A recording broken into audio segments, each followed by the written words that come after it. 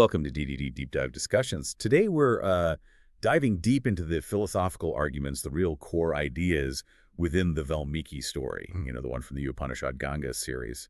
We're not just retelling the story itself.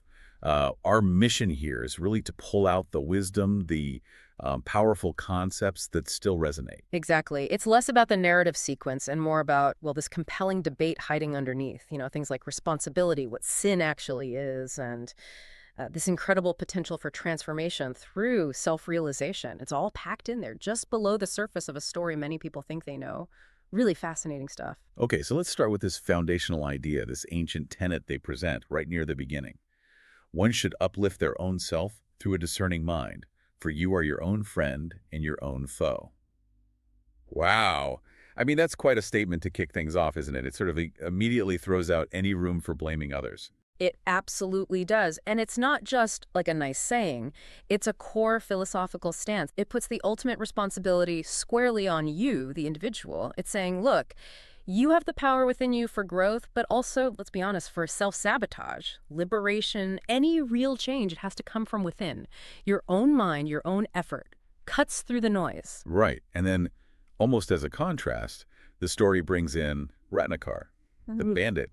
He seems almost the opposite. He's out there saying he's fearless, not scared of sin, not scared of gods or anything. Yeah, and what's really interesting is why he says that. His justification, he basically claims, hey, society made me this way.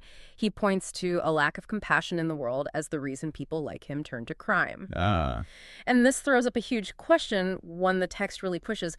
Does a flawed society, even if it is flawed, actually, let individuals off the hook for their own moral choices? That's a tough one. Because it's a common way to think, right? Blame the system. It is. But then comes the turning point, the real kicker. This is where it gets intense, yeah. Definitely. Ratnakar gets asked this incredibly direct question, something like, okay, fine, but these people benefiting from your crimes, your wife, your son, your parents, do they also share in the sin? Oof. Just that question alone must have hit hard. It's the absolute philosophical core here. It forces this, brutal internal audit.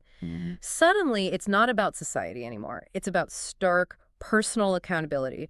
The underlying idea is that the spiritual weight, the karma of your actions, well, you can't pass that buck. It can't be shared or transferred. And then the answer he gets from his family, it's just, wow. Yeah. They tell him straight up, nope, we share your joys, we share your sorrows, sure. But your sins, those are yours alone. Exactly. That response just drives home the point with such emotional force. It underlines this profound isolation when it comes to moral culpability. It highlights that the spiritual burden, well, it's yours, only yours. It doesn't matter who else enjoyed the loot, so to speak. A seismic shift, like you said earlier. Completely. It shatters his whole framework. So facing that kind of profound isolation, how does that lead him to become Valmiki, the great sage, the author of the Ramayana? What's the mechanism of that transformation? Well, it brings us right back around to that initial piece of wisdom, doesn't it? You are your own friend and foe. You created your old world, and you can create your new world. Exactly. It embodies this principle, vidya yavimuktai. Knowledge liberates. Yes, but not just book smarts, Yeah. It's the deeper knowledge, the realization that liberates you from ignorance, sure, but also from the ego, from the attachments, from the blame game that kept him trapped. It's realizing that the power to change wasn't out there in society. It was inside him all along. He just needed that shattering realization to access it. That's incredibly powerful. It really leaves us thinking, if true knowledge is what sets us free, what assumptions, what beliefs, maybe even justifications might you be holding on to right now that are actually keeping you sort of bound? Something to reflect on. Okay, let's wrap up for today. For more such discussions, stay tuned and maybe comment down below what you would want us to discuss next. And yeah, don't forget to like, share, and subscribe if you found this valuable.